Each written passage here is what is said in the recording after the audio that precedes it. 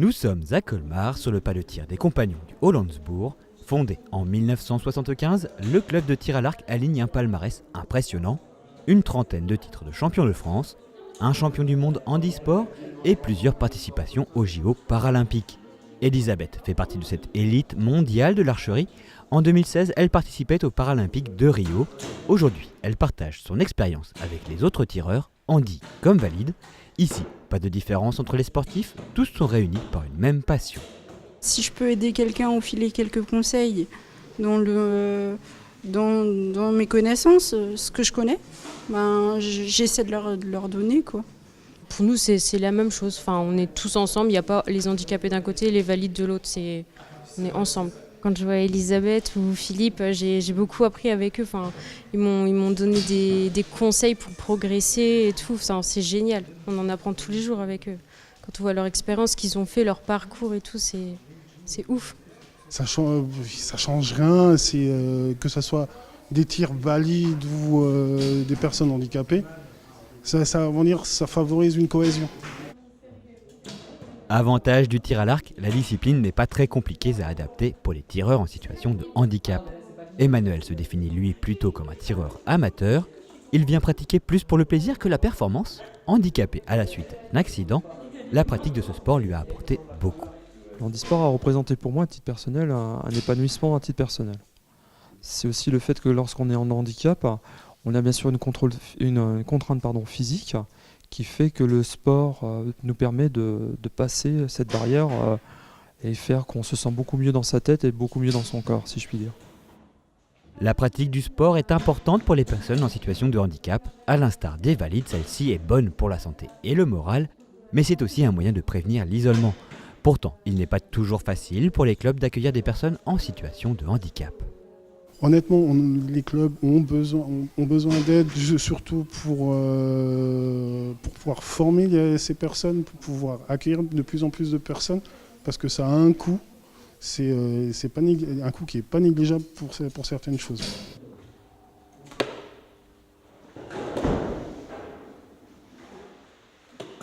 On reste dans le tir, mais on change de discipline. Nous sommes maintenant à Ilzac pour l'entraînement de Sarbacane sportive. Ouvert à différents types de handicap, cet atelier est animé par Jean-Paul Grette qui préside le comité Handisport 68. Son objectif, développer la pratique sportive chez les personnes en situation de handicap. Dans le Haut-Rhin, 300 personnes sont licenciées handisport, un chiffre qui pourrait être plus élevé, mais il reste de nombreux freins à lever. Des efforts sont faits, mais la grande difficulté, effectivement, c'est de trouver des cadres techniques, des personnes qui veuillent bien prendre en charge une personne en situation de handicap. C'est pas évident parce que souvent, c'est du 1 pour 1, ça veut dire qu'il faut un entraîneur pour une personne handi. Fort de ce constat, le conseil départemental lançait en mai 2018 un appel à projet sport et handicap. Objectif, donner un coup de pouce financier aux clubs qui souhaitent faire plus pour les athlètes handi. C'est quoi cet appel à projet ? Eh bien, c'est accompagner les clubs quand ils ont besoin de formateurs particuliers, enfin formés en tout cas à ce handicap. Eh bien, nous accompagnons cette formation, enfin on la cofinance. Et puis, quand il y a besoin techniquement de matériel particulier à adapter, eh bien là aussi, les clubs font la demande. Malgré le timing très court, on a eu des réponses. Ça veut dire qu'il y a vraiment un besoin dans notre département et c'est le choix de la présidente et de l'Assemblée que d'accompagner ce public plus fragile.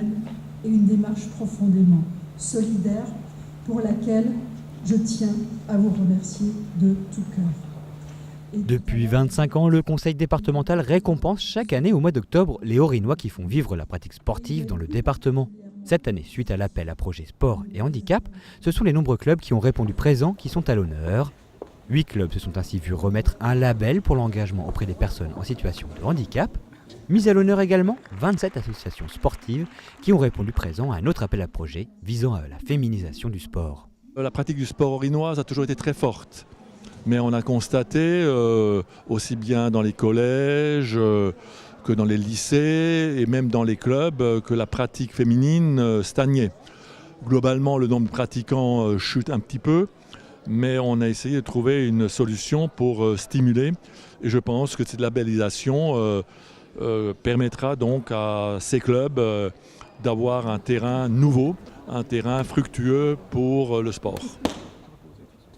Les 35 labels remis lors de la soirée témoignent de la vitalité de l'engagement des associations sportives orinoises. Au conseil départemental, on se félicite du succès des 2 appels à projets. Via les comités départementaux, on a sollicité les clubs pour savoir s'ils avaient des pistes nouvelles ou des besoins spécifiques.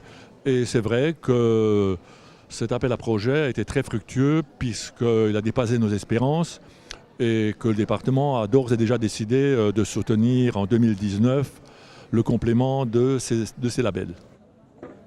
Pour l'année 2019, c'est une enveloppe de 60 000 € qui sera affectée à la réalisation des projets récompensés.